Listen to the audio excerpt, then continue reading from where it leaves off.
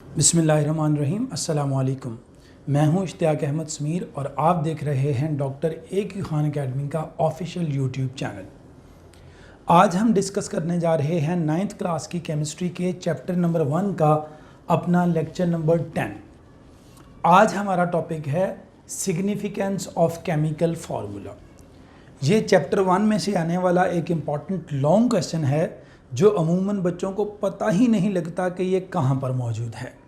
ये chemical formula की side पे एक फ्लावर बना हुआ है, उस फ्लावर के अंदर 5 पेटल्स बनी हुई हैं और उन 5 पेटल्स में 5 पॉइंट्स लिखे हुए हैं जो असल में इस लॉन्ग क्वेश्चन का आंसर है।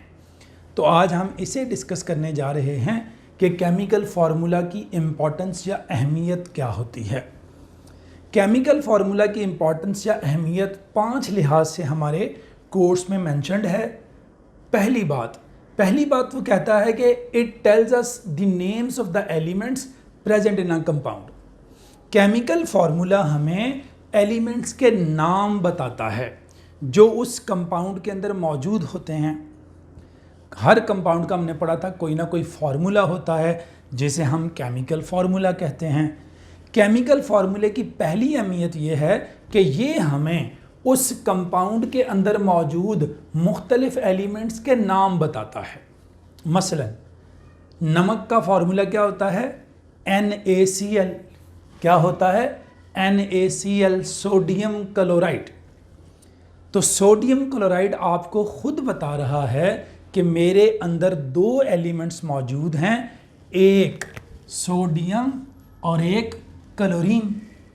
तो जब हम फार्मूला देखते हैं किसी कंपाउंड का तो उससे हमें इजीली पता लग जाता है कि उसके अंदर कौन कौन से एलिमेंट्स मौजूद हैं। जैसे वाटर का फार्मूला होता है H2O, तो हमें पता लग गया कि इसके अंदर 2 एलिमेंट्स मौजूद हैं, हाइड्रोजन और ऑक्सीजन। जैसे ग्लूकोज, इसका फार्मूला में पता है क्या होता है? C6H12O6। इट मीन्स इसके अंदर 3 एलिमेंट्स मौजूद हैं, कार्बन, हाइड्रोजन और ऑक्सीजन। तो केमिकल फार्मूला पहली चीज हमें क्या बताता है? Names of the elements present in a compound. दूसरी चीज, chemical formula tells us the name of the substance.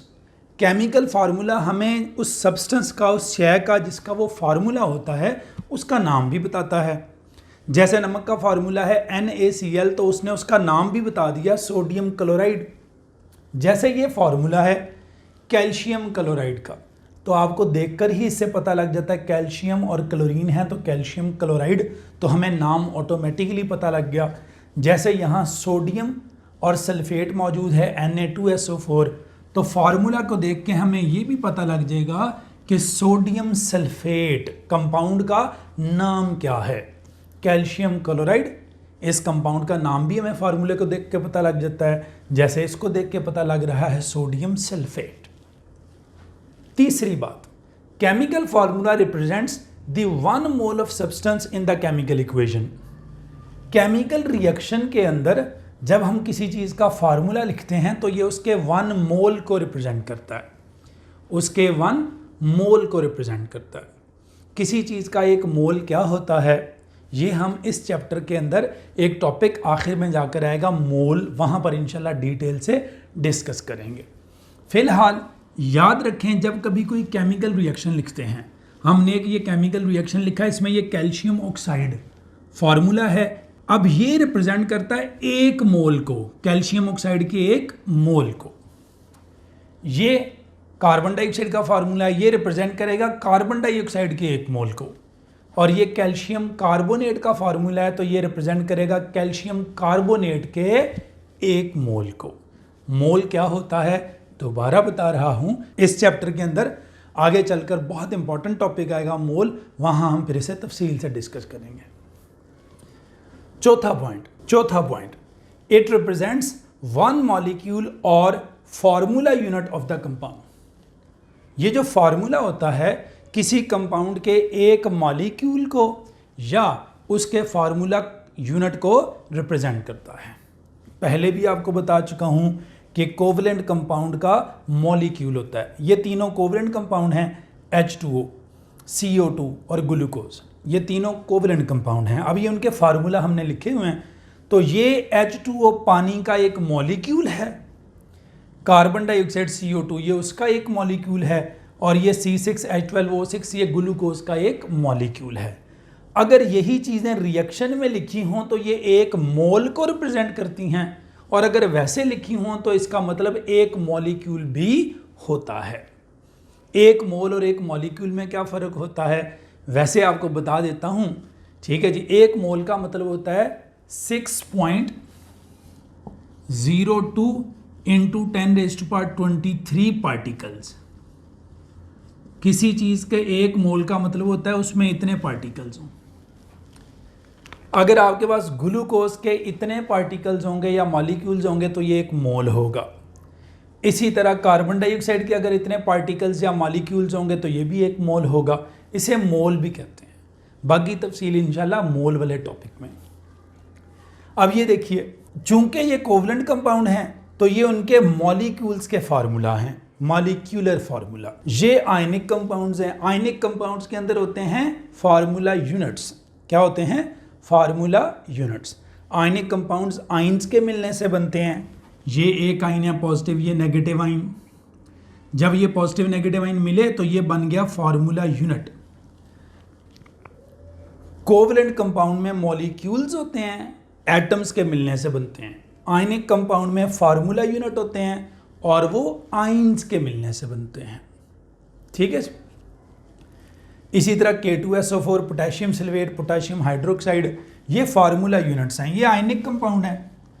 Ionic compound में फार्मूला यूनिट्स होते हैं, कोवलेंट कंपाउंड में मॉलिक्यूल होते हैं। कोवलेंट कंपाउंड में इतनी दफ़ा बता चुका हूं कि इलेक्ट्रॉन शेयर होते हैं, आयनिक कंपाउंड्स में इलेक्ट्रॉन का लेन देन होता है। ठीक है जी।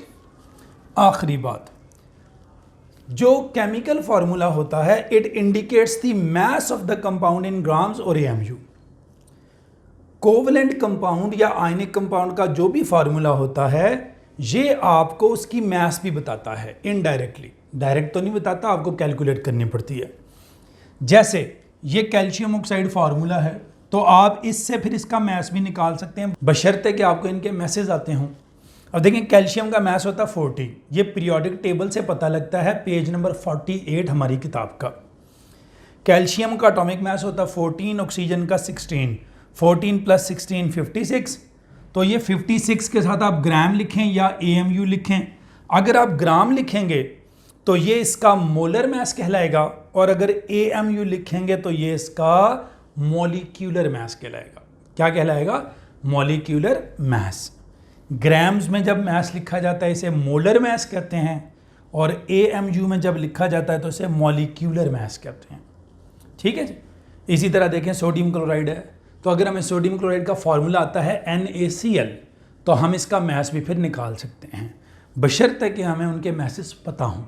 सोडियम का मास 23 होता है, क्लोरीन का 35.5 होता है। दोनों को ऐड करें तो 58.5 आ जाता है। आगे यूनिट चाहे आप ग्राम्स लिखें चाहे AMU। ग्राम का मतलब होगा इतने पार्टिकल्स हैं, यानी कि मोलर मास है ये। ग्राम का मतलब है मोलर मास है, इतने पार्टिकल्स का मास 6.02 इंटू 10⁻23 का। और AMU का मतलब है एक पार्टिकल का मास। AMU लिखने का मतलब है NaCl एक है, और ग्राम लिखने का मतलब है NaCl इतने हैं। इस पे मज़ीद बहस मैं बार बार आपसे रिक्वेस्ट कर रहा हूँ। मोल और एवोगैड्रो नंबर इसी चैप्टर में आगे टॉपिक है, उस पर इंशाल्लाह की जाएगी। ये था हमारा आज का टॉपिक। उम्मीद है हमारा आज का टॉपिक आपको पसंद आया होगा। अगर हमारा आज का लेक्चर आपको पसंद आया है तो हमारे चैनल को लाइक करना, सब्सक्राइब करना और शेयर करना हरगिज़ मत भूलिएगा। अगले लेक्चर तक इश्तियाक अहमद समीर को इजाज़त दीजिए। आप लोगों का बहुत बहुत शुक्रिया। अल्लाह हाफिज़। अस्सलामु अलैकुम।